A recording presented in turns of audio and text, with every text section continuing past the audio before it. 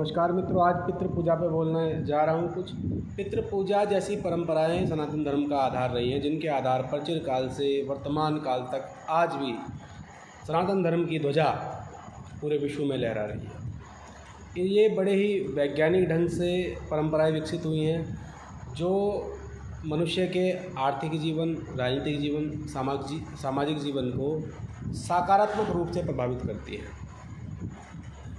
पूरी दुनिया में पूर्वजों की पूजा, पितरों की पूजा किसी न किसी रूप में होती रही है, लेकिन हिंदू धर्म में बड़ा ही उत्कृष्ट और बड़ा सुंदर उदाहरण इसका देखने को मिलता है, जिसकी वैज्ञानिकता, प्रामाणिकता सिद्ध होती है। हम सृष्टि आरंभ की बात करें तो हमारे यहाँ माना जाता है कि ब्रह्मा जी ने सृष्टि बनाई, तो ब्रह्मा को ही लोग पूजते हैं, ब्रह्मा का तर्पण करते हैं। फिर सप्तऋषियों से हमारे मानव जाति की वृद्धि, मनुष्य वृद्धि, ये हमारे पूर्वज हैं।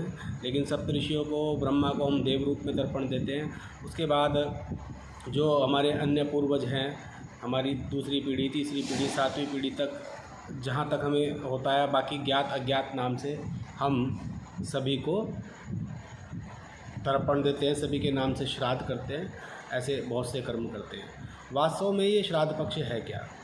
ये चातुर्मास के अंतर्गत आता है। श्रावण मास से लेके श्रावण, आश्विन, श्रावण, भाद्रपद, आश्विन, कार्तिक 4 मास होते हैं, जिसमें प्रकृति अपना विस्तार करती है। पहले मास से बुआई की जाती है, बीजारोपण होता है, और कार्तिक मास तक ये सब कुछ विस्तार से बढ़ जाता है। कृषि होती है, मानव को अपने जीवन उपयोगी संसाधन प्राप्त होते हैं।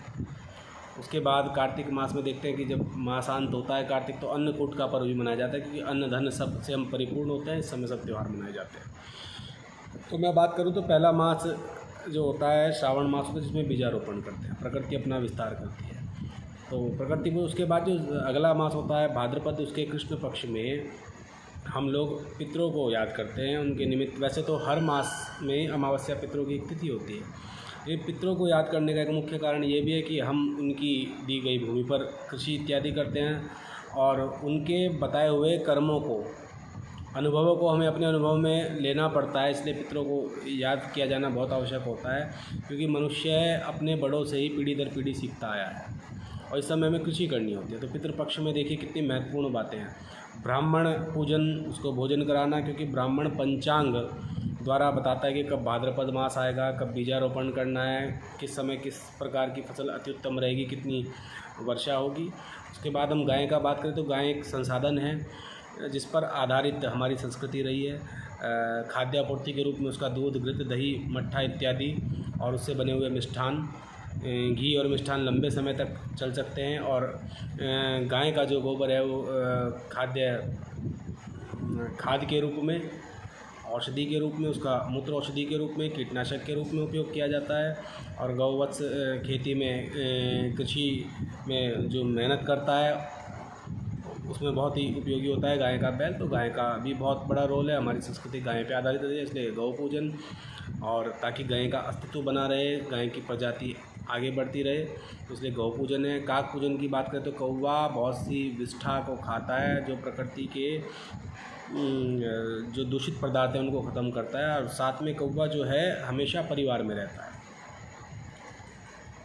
कभी अकेला नहीं रहता। तो हमें यहाँ प्रेरणा मिलती है कि हमें भी अकेले नहीं रहना चाहिए, अपने परिवार, अपने कुल के साथ रहना चाहिए। और कौवा जो है अपने परिवार का भरण पोषण, अपने संतानों की जो है देखभाल बड़े ढंग से करता है।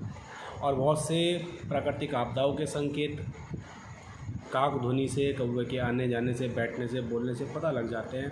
तो शकुन शास्त्र में भी उसका बहुत महत्व है। इस प्रकार चींटी जो है ज़मीन में गड्ढे करती है, तो उसमें अंदर तक ऑक्सीजन पहुंच जाती है। और चींटी कर्म शक्ति का प्रतीक है, क्योंकि वह अपने से वज़न से 50 गुना अधिक वज़न उठा लेती है। तो उससे हमें सीख मिलती है कि चींटी की तरह हम भी अपनी क्षमताओं से अधिक काम करने का प्रयास करें। और श्वान की बात करें तो श्वान हमारे खेतों की, घरों की रखवाली भी करता है। श्वान भी बहुत से संकेत पहले ही दे देता है शुभ अशुभ के, जिससे हम सावधान हो सकते हैं। तो प्रकृति के बहुत सारे घटकों का इसमें ध्यान दिया जाता है पितृ पूजा में, और इसका वैज्ञानिक महत्व है।